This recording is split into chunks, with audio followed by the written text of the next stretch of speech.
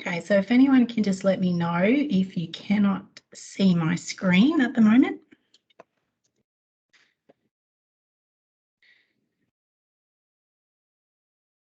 We all good? Brilliant. All right, we'll kick off. So welcome everyone to this particular workshop, which is all about what is brand. So really identifying exactly what a brand is and what a brand isn't. So we'll delve on in. Now, we'll work through this particular workshop, similar to what we did this morning. We'll leave some time at the end of the presentation for some Q&A sessions. So if you've got any questions throughout, just jot them down, and then we can table those and have a bit of an open discussion at the end.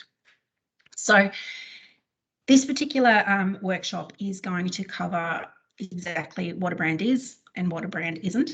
We're going to work through the core elements that make up a brand and identify why they're really important to work together as a collective to promote your business.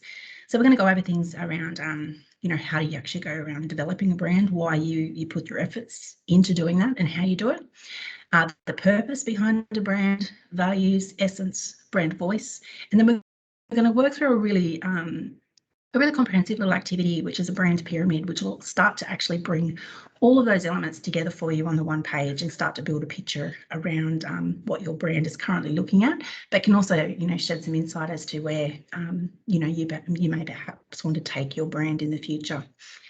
And then we'll also just go through some examples on how to really leverage your brand to your business's advantage. And obviously that's a critical component when we talk about any form of marketing. So we'll refer back to the famous Marty, who's a international renowned marketer, author, designer and brand advisor. And one of his famous quotes is, "A brand is a person's gut feeling about a product, service or organisation. A brand is not what you say it is about what they say it is." So again, just keeping in mind that it's really in Marty's mind, your customers that actually really do help shape and craft what your brand is.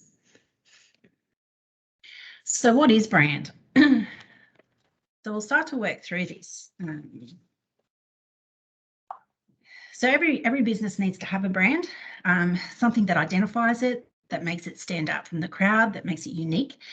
And a solid brand is one of your most powerful marketing tools that you can have in your toolbox.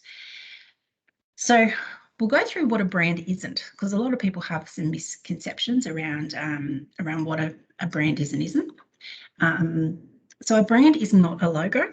So a lot of people think that you've got a logo or something that you put across all your collateral, that's your brand. So the term logo is short for logotype, which in design speak is actually a trademark. So logos is a Greek for word. Now a trademark can be a logo, a symbol, a monogram, an emblem, or any other graphic. So for example, Coca-Cola uses a monogram. So when we look at the Coca-Cola and the ribbons, while Nike uses a symbol, so their swoosh. So a brand is also not a product. So when people talk about branding, they often confuse their products in with their actual physical brand. Just let Belle in. Hi Belle, welcome. So we'll talk about and we'll look at these in relation to each other a little bit later with a diagram to sort of help illustrate. So we'll move on and we'll identify what makes up a brand. So some of you guys might be familiar with this. There's a set criteria that makes up a brand, and this can be a combination of a name, a logotype, a sign, a tagline,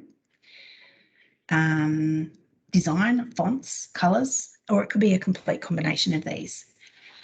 So they're all, at the end of the day, intended to identify something, i.e. your business. Now that something Could be a company, a product, or a service. So a brand, regardless of whether it's personal, for company, or a particular product, at its most basic level, what people think, feel, and say about something when they hear it or see it.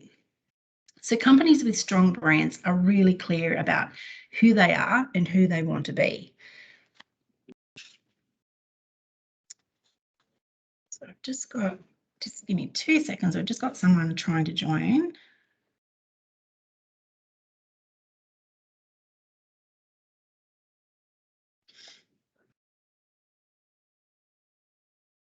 Oh, that's okay.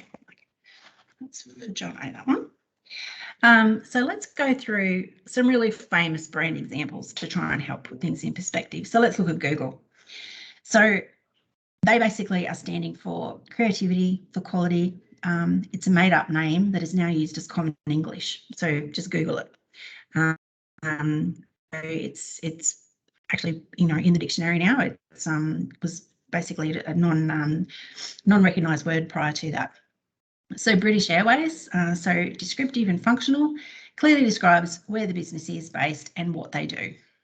And then we look at Apple. So the fruit has absolutely nothing to do with the product, but the logo is simple, effective, and one of the most memorable in the world. Virgin. So red instantly springs to mind when you think of Virgin brand. Red also is representational of speed, and it's synonymous with that particular brand name. So McDonald's Golden Arches. So a yellow theme is known throughout the world and has been used consistently for over 70 years. So, you know, they've never walked away from that. Obviously, there's been a progression around that particular brand and the, you know, the other elements and facets that they've pulled out and gone ahead with, but they've stayed true to these golden arches, and consistency is the key there. And then we look at Nike. So Nike appealed to their target market state of mind, just do it, encourages action. And that theme, you know, goes all the way through their marketing. You know, so whether it's a, you know, a woman, you know, jogging or overcoming a challenge, or, you know, at the peak of, you know, their career, you know, in athletics, in the Olympics, you know, at the Masters, anything, it resonates with that, just do it. And now to the point where they can actually become completely separated in the marketplace and people still recognise that as Nike. So whether it's just the swoosh or just the tagline, they are both as strong as one another.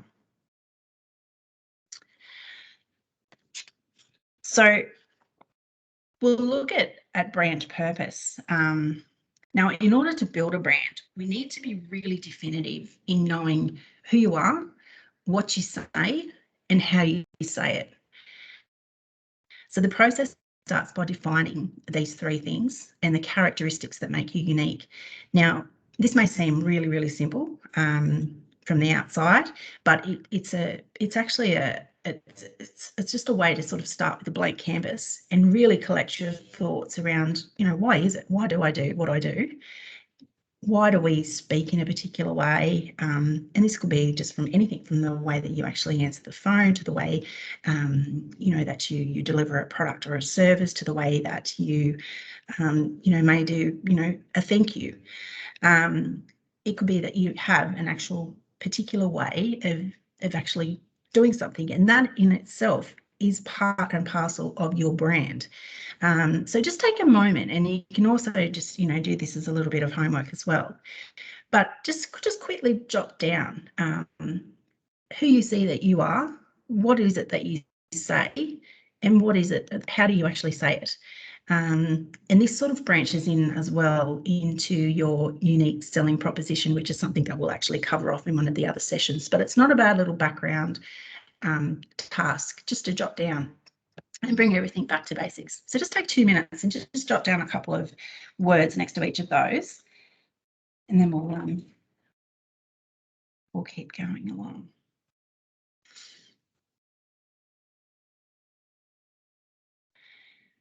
So when we're defining brand purpose, it's the reason that your brand exists, just beyond obviously having a business and making a profit.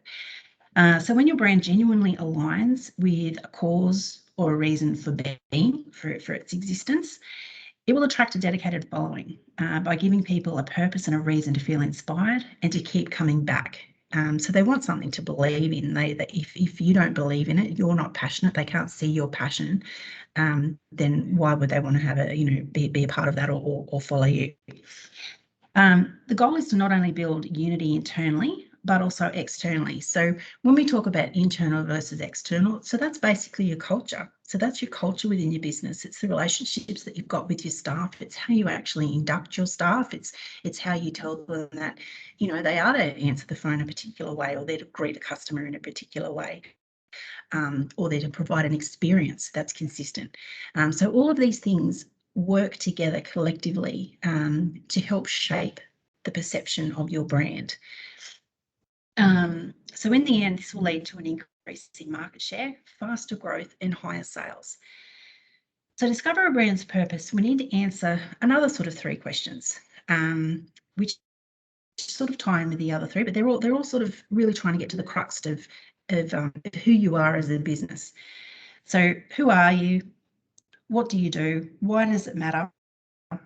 And we need those compelling answers to really be quite crystal clear and concise in your mind. So that brand purpose activity there, we'll do that as a little bit of homework. So again, if you can just quickly now just jot down a couple of words, and that might be something that you can come back to. I've also got another activity in a cheat sheet which will be included in the resources that you can actually access later.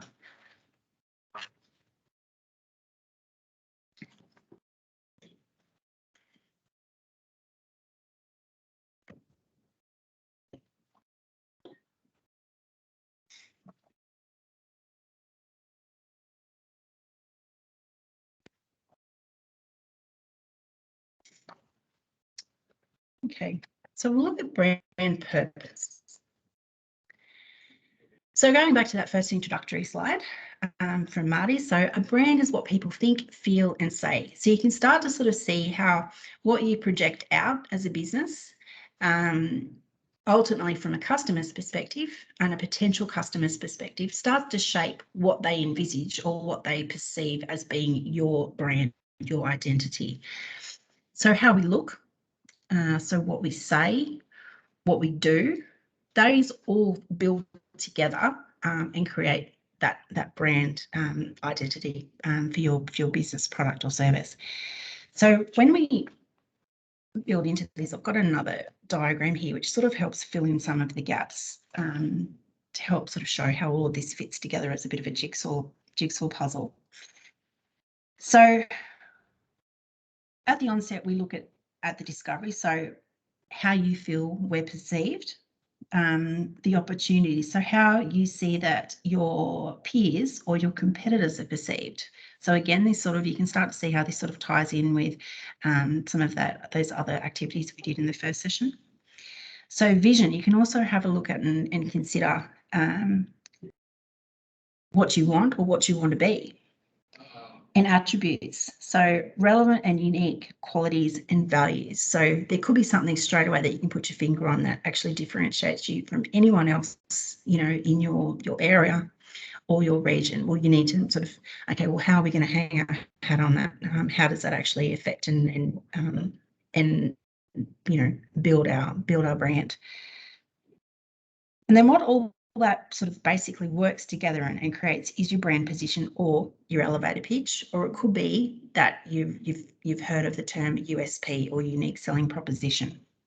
So this effectively sums up all of those elements in that first column and creates that relevant and unique offering that is your business or your product or your service. So the brand position and the brand promise basically come together, and that's what produces your what you look like, what you say, and what you do. So brand promise is basically what we as a business tell our customers that we're going to deliver on. So what will the brand provide you? What sort of experience will it give? What sort of product are they going to get? It's a simple, engaging idea or a statement that motivates behaviours. So you want to basically almost future-proof you're offering. You want to give them some sort of indication as to how they're going to feel when they experience your product, what the taste is, what the how exhilarating it's going to be, how relaxing it's going to be, all of those sort of in the moment motivators around that behavior to convert, to make the booking, to pick the phone up. And then when we get into the look, the say, the do, so when we say look, what do we look like? That's when we start to sort of see a lot of what people go, oh, this is my brand, is the actual physical tactile evidence of a logo on a piece of marketing collateral, or an icon on your Facebook profile. What we say is our actual brand language. So if you have a particular way that you need the phone answered, or it could be a particular way that you talk about the experience, or the way that you describe the menu, or all of those sort of things, if they're a consistent approach, they are part of your brand. So it's actually an asset to help support that consistent look, say, and do. And then do is, how do you actually execute that in the marketplace? So what is your brand strategy? So it needs to obviously align with the business strategy. And this is where sometimes your brand strategy can sort of dovetail into your always on strategy as well. So it can be that you've got this element of marketing or this marketing initiative, which is basically about just constantly driving a heightened brand awareness around a particular product or a particular service. And that's where, if you are trying to obviously enter new markets, or it could be that you're a relatively new business and you're still trying to establish market share, that's where a brand strategy is a critical element in your overall digital marketing plan, to make sure that you are ticking that box, as well as obviously generating leads and new inquiries. So that's always something to consider.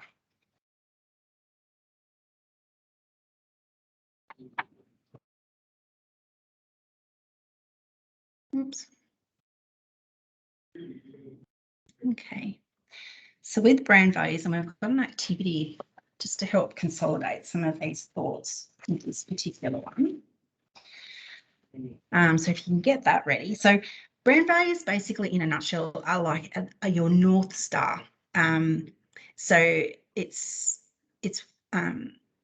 what you want to create a culture basically to stand for.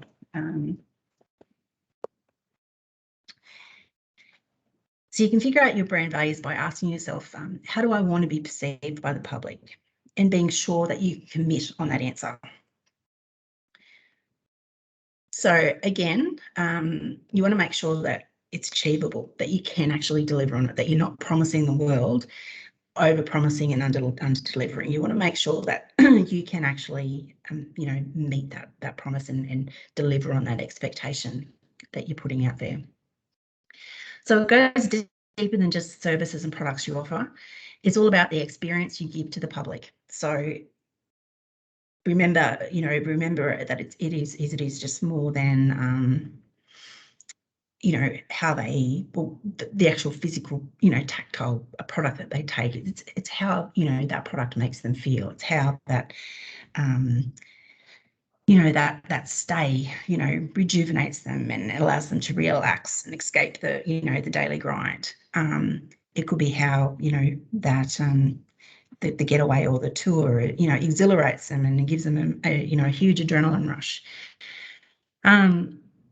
So we can have a look at Coca-Cola for an example. So their values include leadership, integrity, passion, diversity, and accountability.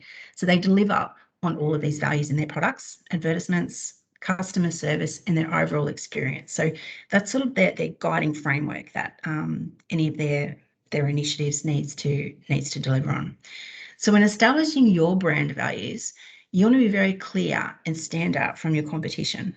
So again, this is where I know we spoke this morning about your competitive research and analysis. This is where this helps actually, sometimes it allows you to sort of tweak things a little bit to further differentiate your business from the competition and give it more of an edge. So let's have a look at that brand values activity sheet. So it's the one with the circles on it. So we want to have a look at 3 or 5 words that you feel best describe your brand as it currently stands. So why do those words bring importance to your values? So have a work through each of those, and then just pop a few notes. And again, you could do this as a bit of an exercise for, if you feel that your business does need some work in the brand space. It could be that you do okay, this is as it currently stands, and then you might want to do another copy and work through, a projection as to where you want it to be. And that too then can help sort of shape some initiatives that you might help, deploy to bridge that gap. So take a few minutes just to jot down some words and try and keep them to words as opposed to sentences, because it starts to get a bit too sort of ambitious if you've got sentences. Just try and keep it into just succinct words. And then if we've got time, we can talk about those at the end.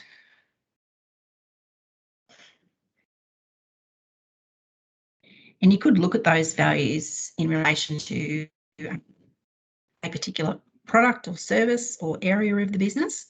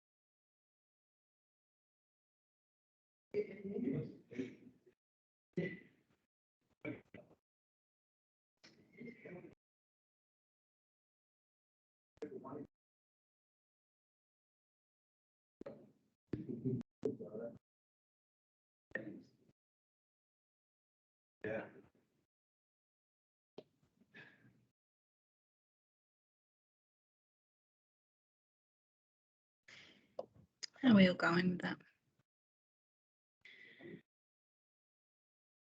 So another working example we could take would be C7, where both Jono and I work. So the company directors, Adam and Sarah, when they were looking at, developing the business and identifying where it sat in the marketplace, ultimately came up with that business name, and the values that actually sit behind C7 as a name is there are 7 the creative, innovative values that sit behind each of those icons above our logo there. Words such as creativity, collaborate, challenge, courage. So they've all got a a succinct meaning as to how that particular value works together in partnership to position the brand as to what it actually promises our potential clients. So it's part of the actual the storytelling process as to why C7 does what it does, why we say what we say and why we do what we do. So it's it can be sort of quite sort of interwoven, and it is a little bit like telling a story around what you're promising the potential customer that they're going to get or they're going to experience. So we'll keep moving. We'll have a look at brand essence. So this is where we look at a singular word that captures the key elements of your brand. So it's a combination of what your purpose is, what your promise is, what your key attributes are, and they're all summed up into one or two words, more than often one word. So let's look at a couple of examples. So Coca-Cola. So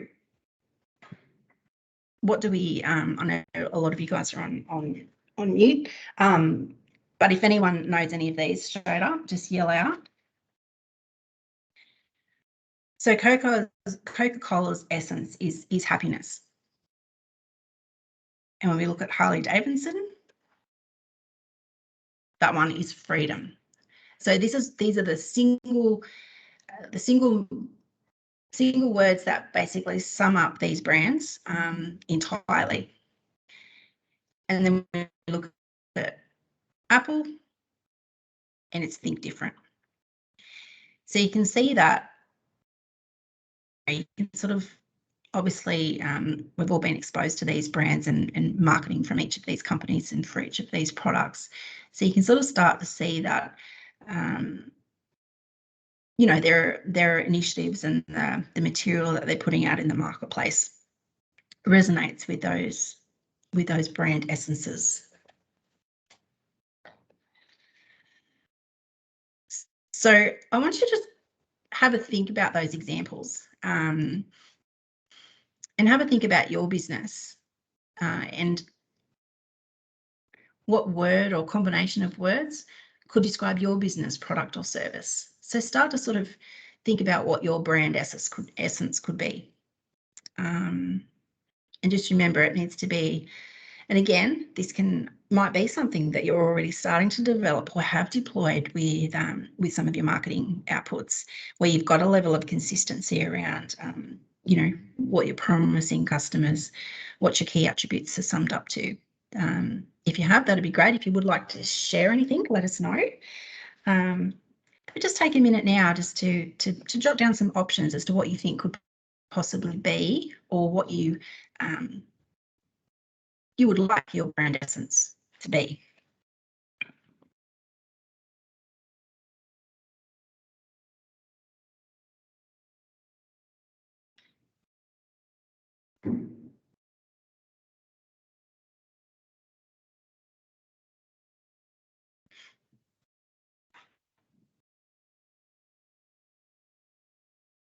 So we'll move into brand voice, and hopefully when we've sort of done some of these activities, you can start to see a bit of a theme building around, how your brand is actually positioned and the type of personality it's taken on.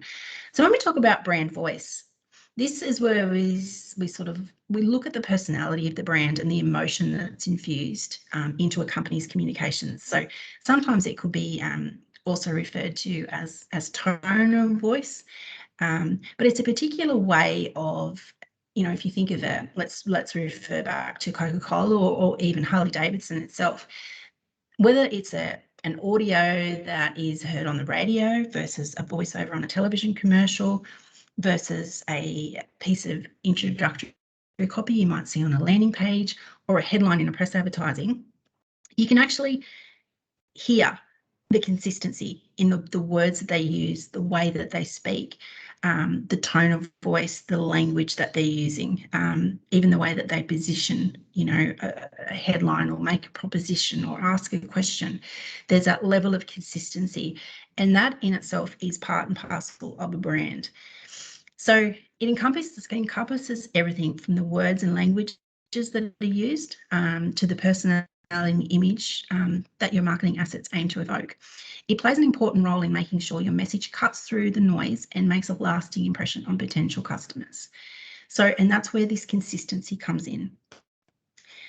So know that you know your brand's identity. You want to figure out how to project your personality. This means how you want to sound to your target audience. So take a step back and evaluate your tone. Is it loud? Is it quiet? Is it reserved? This should accurately reflect your brand's personality. So you don't want to be something that you're not. You need to stay true to yourself.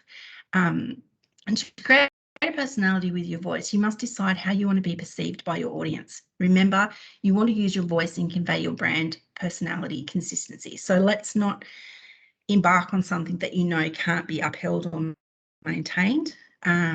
It needs to be, you need to be honest and maintain that level of integrity and be able to, constantly, stay true to that personality that you've outlined for the brand. So we're going to go into this in a little bit more detail with an activity. But when we look at a brand voice, it's broken down usually into 4 core areas just to help try and, segment and shape how we actually come up with it. So we look at character. So what attributes fit with what you want your brand to sound like? So what sort of character personalities could it take on? We look at tone. So what's the general vibe of your brand? Like, is it fun, creative, spontaneous, or is it quite reserved and conservative and sure of itself? Language, what kind of words do you want to use in your conversations? So this is specific to who are you talking to? Are you talking to a mature, over 60s audience for a particular type of experience or getaway or retreat, versus are you looking for a younger demographic that may predominantly be using, Snapchat and social media and text language. How do you need to, to craft your messaging so that you resonate with that target audience? So, and language. So what kinds of actual specific words do you use in your conversations? So, if we're talking, IT versus, the actual, so let's say we're talking about, software acquisition or something like that versus an actual piece of, technology buy. We're going to have different types of language, of different words. We might be slightly, higher with, more jargon with one piece of communication versus more about the actual experience or how the end product might, make your life more simple. So we need to really understand who we're talking to make sure that the language and the words don't cause anyone to switch off, but actually go, oh, you're my people, you're talking my language. And then purpose. So why are we communicating in the first place? So all of those 3 core things work together to give you an overarching brand voice. So there's an activity that you've got there with a little table, which allows you some room just to jot down just some words that you can use to help identify and understand what your brand voice could be. So we might just take a few minutes just to work through that. Now, if anyone's got any questions, so I've only got a few on the call, maybe just pop a hand up or just pop it into the chat if anyone needs any assistance while they complete that one.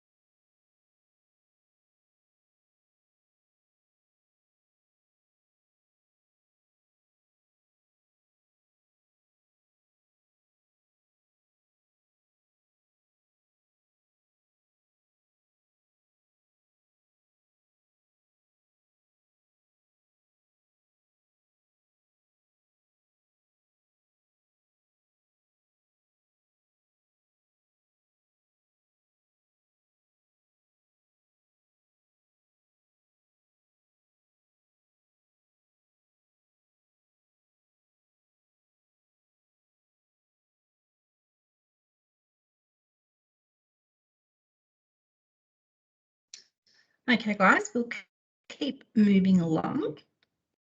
So got another activity. I'm making you guys work this time. So the brand pyramid. Now, this is a really good sort of framework to sort of start to bring all these elements together that we've talked through. So it's a visual way of demonstrating your brand attributes, and we can now take that all into account and complete the brand pyramid for your business. So this goes through physical attributes. So what are the physical characteristics of your business, product or service? That can be, your location, the size of the business, the proximity to major centres. It can even take on, your actual brand assets as such. So it could be, your style guide or, your packaging, that sort of thing. So your functional attributes. So what are you good at and how you operate? So we want to look at, what the brand is good at, and what you're really good at delivering. It could be, the way that you deliver things. It could be the speed in your response online. It could be, the number of promos and giveaways. It could be that you've got really amazing, merch, that sort of thing. Emotional rewards. So what are the emotional benefits customers experience when they deal with or purchase from you? So basically, what's in it for them, and is that consistent? Values. So as a business, what's most important to you? So when we've talked about, how to identify what your brand values are. And then personality. So we look at what's a set of human characteristics that you can actually apply to your brand.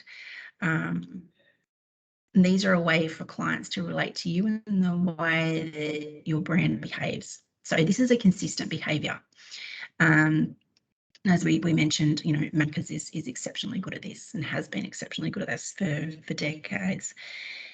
And then lastly, we look at brand essence. So this is that singular word that captures all the key elements of your brand. So it's a combination of your purpose, your promise, and your attributes all summed up into one. So let's just recap. So Nike, obviously, their essence is inspirational. Disney, it's magical. Jeep, it's adventurous. Visa, it's everywhere. And there's a whole host of these on all these major brands, and it's actually quite interesting to, if you want to do a bit of research on, the likes of Virgin or even Shell, Nike, Apple, their brands, is another great one. They've gone through decades and decades of involvement, but they have still stayed true to their essence. Their logos may have slightly changed, become more modernised. Their markets have changed, their product ranges have changed, the service offering has changed, but their essence has remained true to itself. So we'll work through the last activity, which is the brand pyramid. Now, I'll go through some examples with you for this. So when you're looking at that, so if you can all refer to the pyramid activity sheet, I'll go through each one and I'll give you an example of, if we use Coca-Cola for an example. So at the top, we've got the brand essence. So this is basically, there's not a lot of it. It's one singular word, sits right at the top, very succinct, and basically encapsulates everything that sits underneath in that pyramid.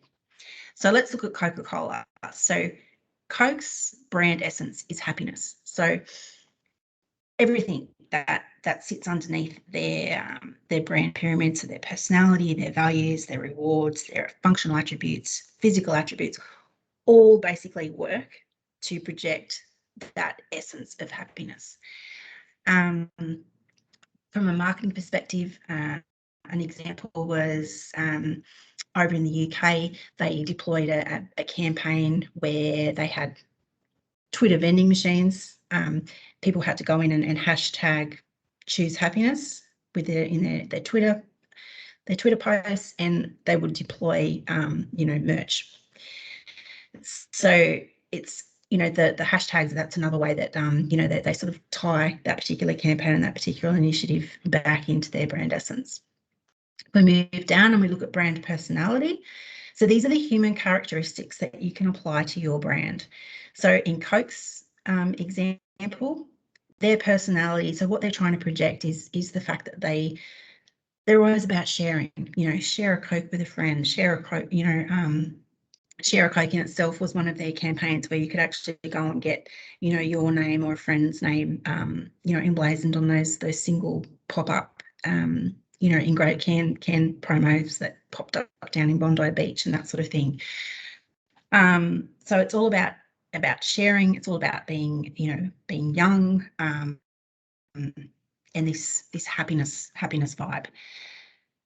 Brand values, which is the next one down. So these are what, when it all boils down, what is the most important to the brand. So they want to be seen in the marketplace as a leader. They want to be seen as allowing a particular type of lifestyle, and they want to be seen as being relatable. So they understand Aussie values, so, share a Coke with a mate, or share a Coke with bro, or all of those types of campaigns help support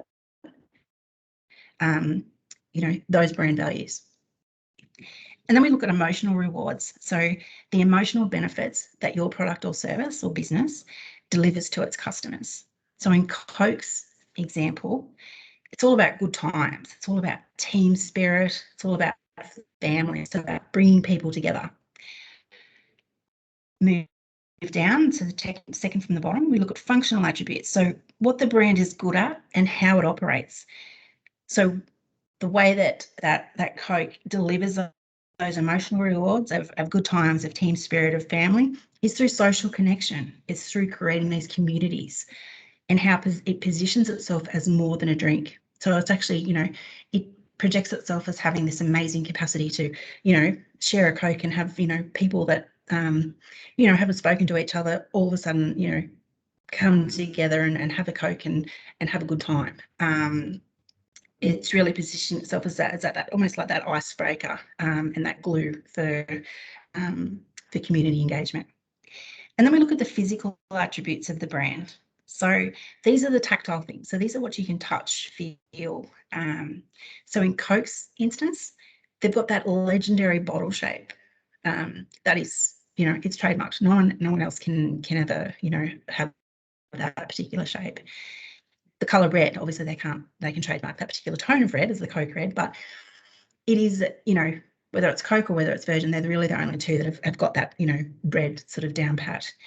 And unfortunately, when people see Pepsi, they still think Coke. There's been a lot of research done into that. And then obviously there's those ribbons, the red Coca-Cola ribbons, which are another tactile piece. Now, when we look at other, like our businesses, obviously not the size of Coke's, we look at, there's other things. So style guides. So there are documents that actually, dictate how your brand should be used, or your logo should be used, how your logo shouldn't be used. It talks about the font sets that you should use. It talks about color palettes, what color palettes actually go with your corporate look and feel. It could be a particular filter that you use consistently on your Instagram photos. So all of these things build together and are a toolbox which actually is your brand. So it's much more than just a graphic mark, which is your logo. So that is not your, that is not just your brand. And what builds this, what makes this strong, is the consistent way that you use it. So that particular filter that you use on Insta across all of your photos is always the filter that you use on your photos. And it could be that you use that filter for a set period of time and then you might freshen things up. But it's the consistency which creates then the strength. And what that does is, if you're constantly putting out the same look, the same feel, people become to be able to recognise, they become familiar with it. So it all helps build that top of the mind awareness. So take a moment now to sort of jot through some words, descriptions, some elements that would help build out your your pyramid. And then if we've got any questions, how are we going for time? We've got a few minutes. We can perhaps cover off on them after a few minutes. So does that make sense? Did that? Yep.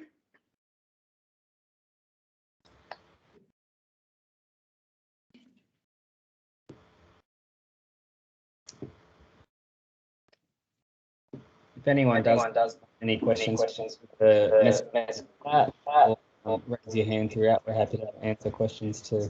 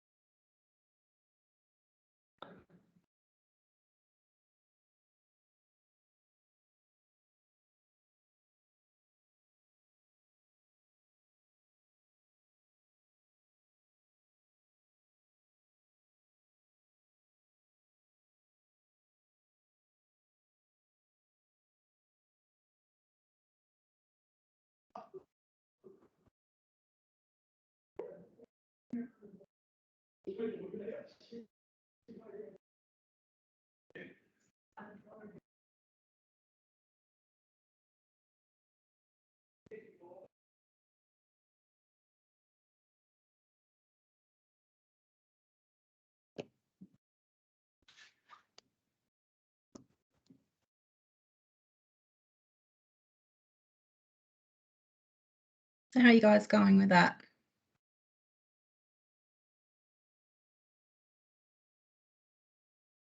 All good, I hope.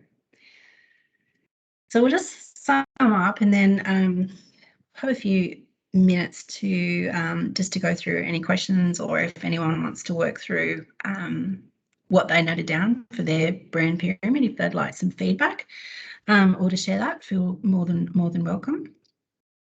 So these are just some points on how to actually how to leverage a brand within your business to your advantage. So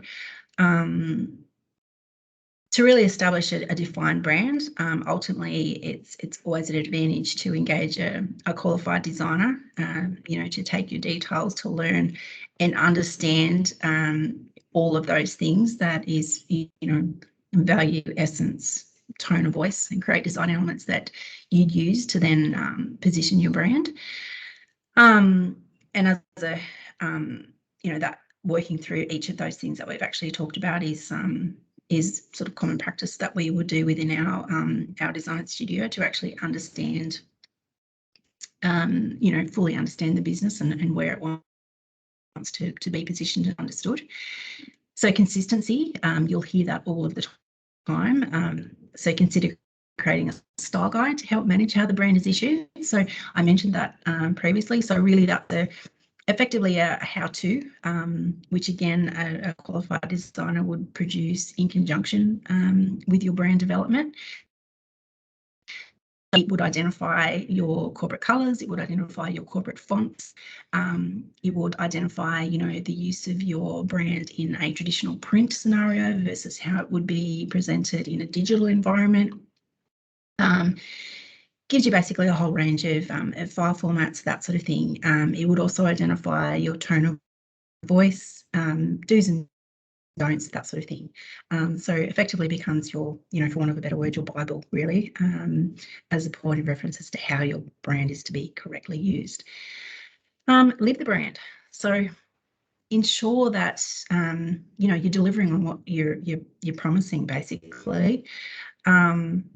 So ensure that everything you do speaks to the brand. For example, with Disney, their goal is to ensure that every encounter with the Disney product or service is a one. So, that in itself, becomes part of your new staff induction program, that they actually understand what the brand stands for and what they're expected to convey and project when they're within the business. So use your brand on all of your promotional materials. So website, business cards, your physical locations, your signage, your packaging, all forms of advertising. Have your vehicle sign written, your uniforms embroidered, your social media. Make sure all of your social media channels are consistent with your profiling and your avatars. And again, it's that consistency. So, when a potential customer has seen a social media ad online and they've clicked on that and then they've gone through to your website, it's consistent. It looks the same. It's not oh gee, am I in the right spot here? This looks completely different. So it is that consistency. And that in turn obviously helps drive traffic to your own channels, such as your website and your social media, and just ensuring that consistency across the board. And again, this isn't something that businesses can, a lot of people will go through a rebrand, and that's not something that can be, applied overnight. It takes money. Sometimes it's a long-term, process, depending on what the cash flow is like.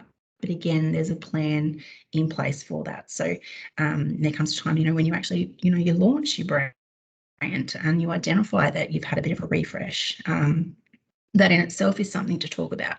And again, even, your brand value, what you're promising, that in itself is something to communicate to your existing clientele and to your prospective customers. So as you can see, there's quite a few elements and processes and steps that are involved in developing a brand, and often the logo, which is often what first pops into people's heads, is just the tip of the iceberg. There's a lot sitting underneath that behind any good strong brand, strong logo that can be easily recalled, has got a whole stack of processes and checkboxes and adherence applied to it, basically, so that it actually supports and further builds the recognition of that logo, and the recall of that brand or that particular product. And it's through this consistent approach across all of the marketing channels and all of the places where that brand has been deployed, that all go towards the the integrity and the strength of it. So there was probably a lot to cover in that, but there's a lot of exercises that we have gone through that you may not have had time to sort of fully fledged out. I really encourage you guys to work through them, because it's, you know, working in hand with, you know, the establishment of your digital marketing plan, having a strong brand and having a strategy around the development, and the, you know, the goal of further, you know, developing and strengthening that brand in conjunction with your marketing plan is really critical, because this is one of your owned media assets. It's one of the, you know, you've got 100% control over it, and it's one of your most valuable, you know, valuable tools that you've got in your toolbox. So if we've got any questions, feel free to pop them in the chat or put your hand up, and John and I can jump in and answer any of those. If you prefer to email either of us separately after the session, feel free to do that. But if anyone wants to share their brand pyramid and get some instant feedback, yeah, welcome to take advantage of while we're here on the line. No takers, you're all shy.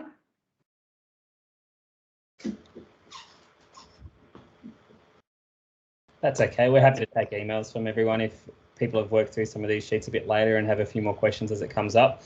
There is a lot of content there to sort of have a read through and to wrap your head around.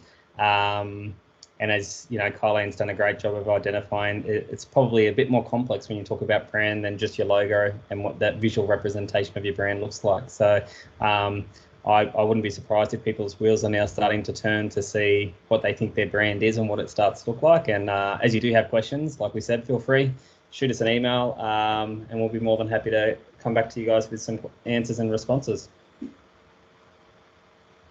Brilliant. All right, guys. Well, we'll wrap it up there, and anyone that's on the next session this afternoon, we'll see you then. All right, thanks, guys. Thanks so much for joining us. Thanks, everyone.